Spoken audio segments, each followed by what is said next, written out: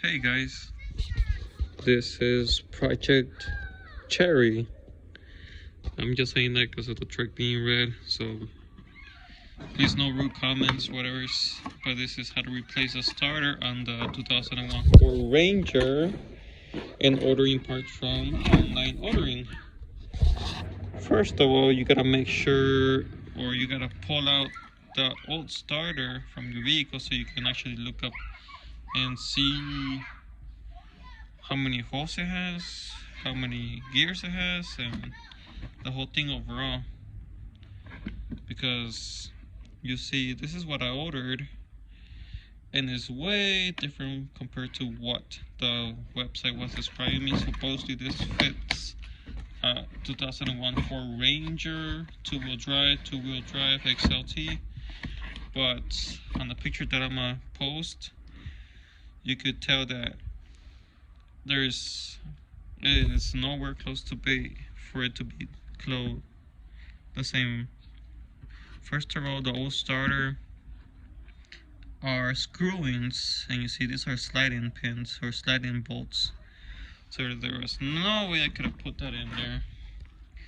I actually already installed the starter, so I'm just gonna show you right off the bat where it is located, how can you get it out, and how long it took me. This took me about, I say, half an hour to take out and put back. I would say half an hour to an hour, and it's easier since I have enough clearance. Just lay a couple boards. The starter's actually gonna be right next to the starter. Super easy to get to. Oh, sort of. It's only 3 bolts. By the way, yeah, I'm missing the door housing for the freaking transmission. This is a standard transmission. All you gotta do is take off these 3 bolts. I believe they're 13 millimeters.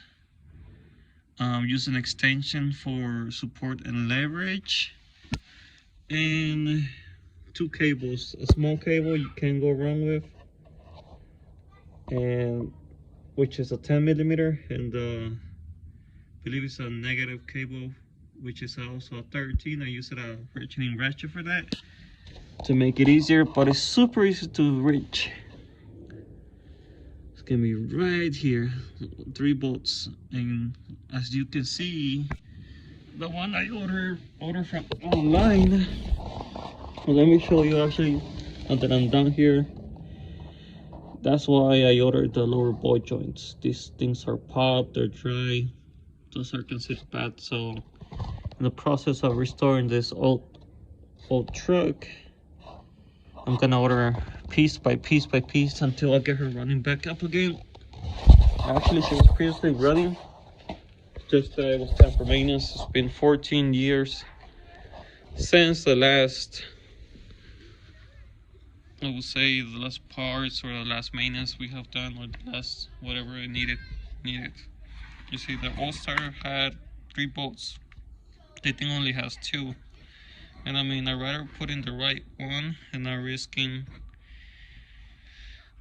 the, what's it called, just trying to, not risking for me to put in the wrong thing. So I just went ahead and went to pick up a starter from Advanced AutoZone.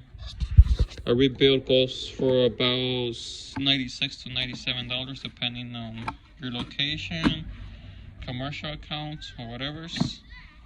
But that was a cheap rebuild one that I was able to get, and I mean, I'm sure it comes with at least a year of a warranty, so if anything happens, I'll just return it and stuff like that.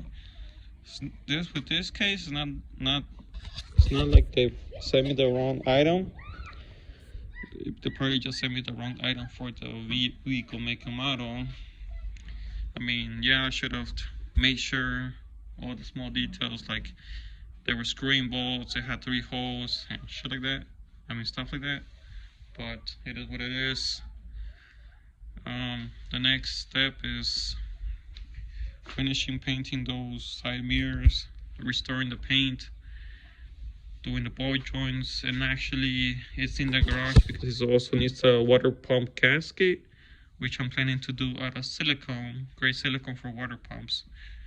I ordered the whole water pump, but I believe it's not bad, it's just a gasket, so I just end up doing that too, replacing a couple speakers and all of that, and I'll just keep on posting a couple videos after this.